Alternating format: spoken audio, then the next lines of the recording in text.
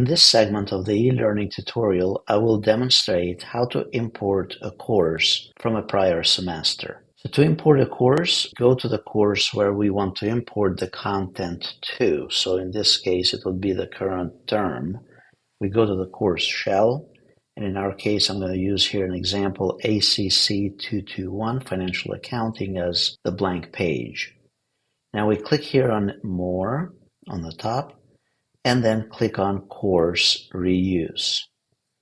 Click on Import, and then typically the courses that you have taught in the past, they'll show up in this list, or you can scroll to the bottom and then type the course code with an underscore in between the course numbers there, and then press Search, and I'll try to retrieve the copy here from Fall 23. Next, click on Continue. Leave these options as they are, then click on Next, and then at this point you can exclude certain components that you don't want to bring over. In our case, we don't want the syllabus from Fall 23, and let's say we don't need the attendance. You can unselect certain options. You can also unselect everything in one shot from here. So let's say you have to bring over only a couple of the items. Unselect everything, and then you go in and select only the stuff that you want.